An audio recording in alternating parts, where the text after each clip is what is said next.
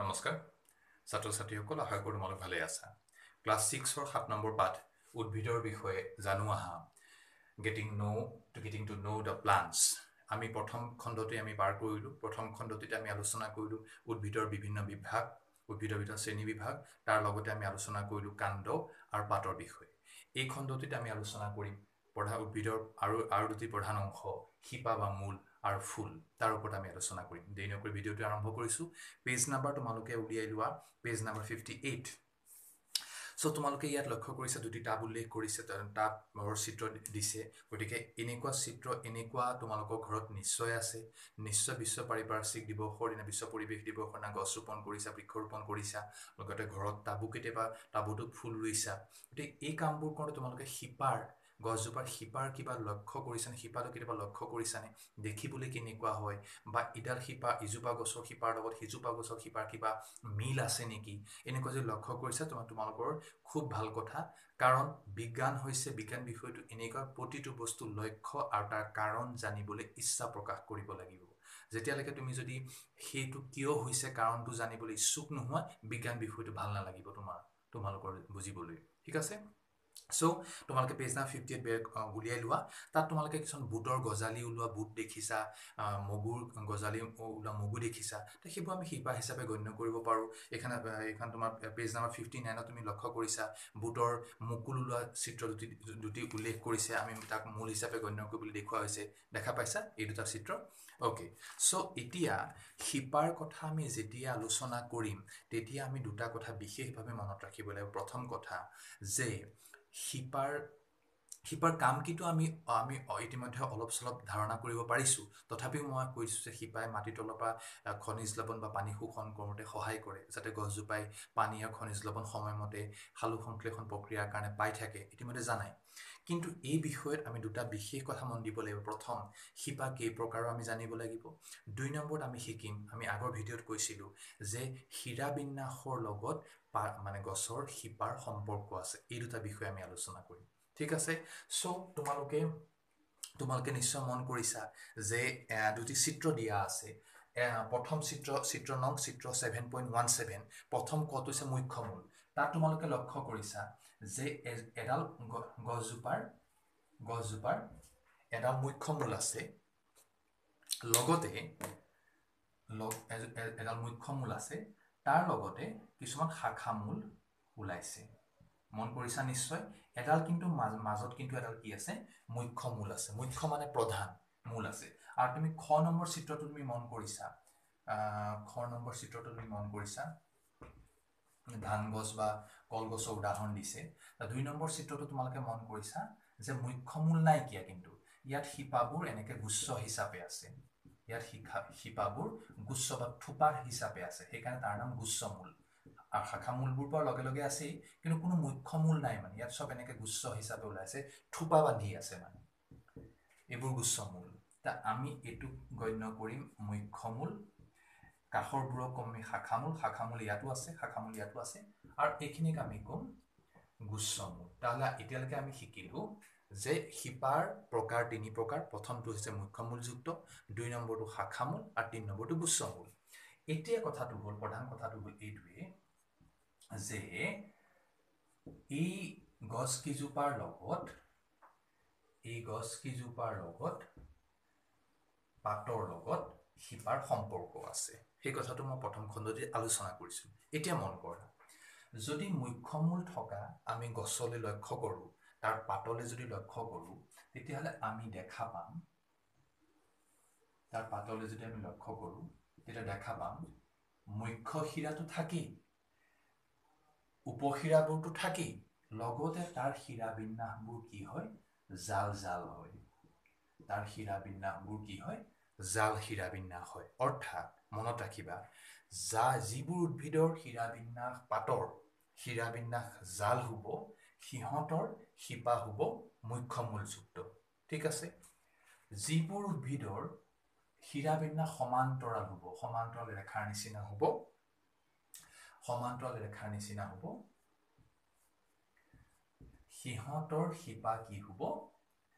গুচ্ছমূলযুক্ত কলগছৰ আমি উদাহৰণ হিচাপে নিব পাৰোঁ কলগছৰ পাতখিলা যদি মন কৰা এতিয়া আজিকালি বিয়া বাৰুৰ লগতে ৰেষ্টুৰেণ্টতো আজিকালি কলপাত ব্যৱহাৰ কৰে কাৰণ বায়'ডিগ্ৰেডেবল মানুহে আজিকালি প্লাষ্টিক পৰিহাৰ কৰি ডিছপ'জেবল পৰিহাৰ কৰি সেইবোৰত আমাৰ আগৰ নিচিনা আগৰ ককা আইতাহঁতে যিবোৰ ব্যৱহাৰ কৰিছিল সেইবোৰলৈ আমি আকৌ ঘূৰি গৈছোঁ সেইবোৰ ব্যৱহাৰ কৰিবলৈ লৈছে যদি কলপাত চোৱা তেতিয়া দেখা পাবা কলগছৰ যদি পাতটো আমি অংকন কৰোঁ কলগছৰ পাতটো যদি আমি অংকন কৰোঁ তাৰ শিৰা বিন্যাসবোৰ সমান্তৰাল হিচাপে দেখা যাব এই শিৰা এনেকুৱা সমান্তৰাল ৰেখাৰ নিচিনাকৈ থাকিলে সমান্তৰাল শিৰা বিন্যাস বুলিম আৰু জালৰ নিচিনা থাকিলে জাল শিৰা বিন্যাস বুলিম আৰু কি ক'লোঁ যে জাল শিৰা বিন্যাস যাৰ থাকিব তাৰ মুখ্যমূল থাকিব সমান্তৰাল শিৰা বিন্যাস যাৰ থাকিব তাৰ গুচ্ছমূল থাকিব খুব ইম্পৰ্টেণ্ট প্ৰশ্ন পৰীক্ষাত আহিব ঠিক আছে নেক্সট আমি যাম ফুল খুব এটা খুব ইম্পৰ্টেণ্ট এইটো বিষয় এটা চিত্ৰ দি থোৱা আছে তোমালোকে মন কৰিছা এই চিত্ৰটোত গছজোপা যে গোলাপ গছ তুমি কেনেকৈ চিনি পাইছা এডাল দেখি চিনি পাইছা জানো গোলাপ গছ হয় নে এডাল দেখি চিনি পাইছা গোলাপ গছ হয় নে নহয় এডাল দেখোঁতে আমি চিনি পাইছোঁ যে গোলাপ গছ এইজোপা গোলাপ গছ হয়নে কেনেকৈ চিনি পালোঁ অকণ মন কৰাচোন কেনেকৈ চিনি পালোঁ কাৰণ আমি দেখা পালোঁ যে তাত গোলাপ ফুলটো অঁকা আছে আমি এইটো বুজি পালোঁ যেতিয়া কোনো এটা ফুল আমি গছত দেখা পাওঁ তেতিয়া আমি নিৰ্ধাৰণ কৰোঁ যে সেই গছজোপাৰ নাম কি হয়নে গোলাপ ফুলৰ ক্ষেত্ৰত আমি ক'ম গোলাপ ফুল বেলেগ ফুল যদি আমি চিনি পাওঁ তেতিয়াহ'লে আমি ক'ম যে বেলেগ সেইজোপা গছৰ নিৰ্দিষ্ট নাম ক'ম ধতুৰা ফুল দেখিলে ধতুৰা গছ বুলি ক'ম গোলাপ ফুল দেখিলে গোলাপ ফুল বুলি ক'ম জবা ফুল দেখালে জবা ফুলৰ গছ বুলি ক'ম হয়নে গতিকে ফুলটোৱে নিৰ্দেশ কৰে গছজোপাৰ নাম ইতিমধ্যে ইমানখিনিলৈকে বুজি পাইছা এতিয়া ইয়াত সংযোগ কৰা বিষয় হৈছে যে আমি ইয়াৰ ফুলৰ বিভিন্ন অংশকেইটাৰ বিষয়ে জানিব লাগিব নেক্সট ক্লাছত মানে তোমালোকে যেতিয়া ওপৰ ক্লাছলৈ উঠিবা তেতিয়া এই ফুলৰ বিভিন্ন অংশৰ কামবোৰো আলোচনা কৰিব পাৰিবা কিন্তু সদ্যহতে তোমালোকে জানি লোৱা যে ফুলৰ বিভিন্ন অংশবোৰৰ বিশেষকৈ নাম ফুলৰ অংশবোৰৰ নাম এতিয়া কথাটো হ'ল যে ফুলৰ সেই বিভিন্ন অংশবোৰৰ নামটো আমাৰ মনত ৰখা খুবেই জৰুৰী প্ৰথমতে যদি আমি আলোচনা কৰোঁ যে তোমালোকে ফুলটো দেখাৰ লগে লগে কি দেখা পোৱা প্ৰথমতে পাহি হয়নে প্ৰথমতে তোমালোকে কি দেখা পোৱা পাহি দেখাৰ লগে লগে তাৰ পিছতে তুমি কি দেখা যদি আমি জবা ফুল মোৰ চিত্ৰ ইমান ভাল নহয় তথাপি মই আঁকি দেখুৱাইছোঁ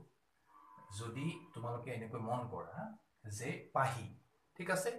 সৰি ফৰ বেকগ্ৰাউণ্ড নইজ আৰু লাইটটো ইমান ভাল নহয় তাৰ কাৰণে বেয়া নাপাব কোঅপাৰেট কৰিবা যদি আমি জবা ফুল আমি উদাহৰণ হিচাপে লওঁ তোমালোকে যদি হাতত লৈ পেলাই চাব পাৰা তেতিয়াহ'লে খুবেই ভাল আৰু তোমালোকৰ যদি নিশ্চয় তোমালোকৰ বিদ্যালয়ৰ ওপৰ ক্লাছৰ বা দাদাহঁতে প্ৰেক্টিকেল কৰা দেখিছা কেতিয়াবা ছাৰ বাইদেউকো সহায় ল'ব পাৰা জবা ফুলটো আনি পেলাই প্ৰতিটো অংশ চিনাক্ত কৰিবলৈ দিব পাৰা খুবেই ভাল পাব ছাৰ বাইদেউসকলে কি থাকে ফুলৰ বিভিন্ন অংশ থাকে যদি আমি ফুলৰ বিভিন্ন অংশৰ সৰি ফৰ ইণ্টাৰফাৰেঞ্চ যদি ফুলৰ বিভিন্ন অংশৰ কথা আমি লক্ষ্য কৰোঁ তেতিয়াহ'লে আমি দেখা পাম যে আমি প্ৰথমতে শিকিলোঁ যে পাহি ঠিক আছে পাহিৰ পিছতে কি শিকিম আমি বৃত্তি থাকে বৃত্তিৰ পিছত উপবৃত্তি থাকে এইবোৰ পৰৱৰ্তী ক্লাছত পাবা সদ্যহতে পাহি বৃত্তি উপবৃত্তি এইকেইটা মনত ৰাখিবলৈ চেষ্টা কৰিবা লগতে তাৰ পিছতে আছে দুটা বিষয় পুংস্তবক আৰু স্ত্ৰীস্তবক ঠিক আছে পুং মানে পুৰুষ স্ত্ৰী মানে স্ত্ৰী পুৰুষ আৰু স্ত্ৰী যিকোনো ক্ষেত্ৰতে যিকোনো ফুলৰ ক্ষেত্ৰতে বিশেষকৈ জবা ফুলৰ ক্ষেত্ৰত তুমি দেখা পাবা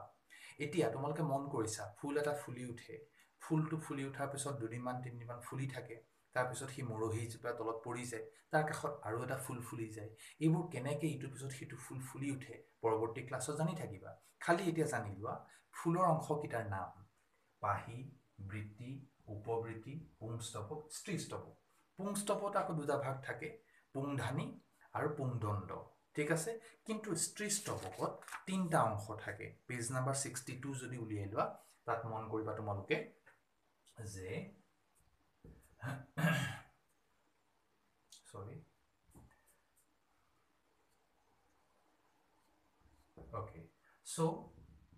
ওপৰটোক কৈছে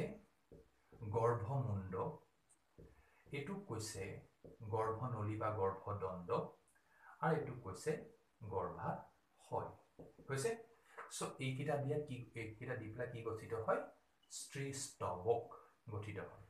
ঠিক আছে প্ৰশ্ন আহিব যে স্ত্ৰীস্তৱক কি দি গঠিত হয় তোমালোকে কবা যে স্ত্ৰীস্তৱক গৰ্ভমুণ্ড গৰ্ভদণ্ড গৰ্ভাশয় দি পেলাই স্ত্ৰীস্তৱক গঠিত হয় আৰু পুংস্তৱক পুংদণ্ড আৰু পুংধানী দি পেলাই গঠিত হয় হ'ব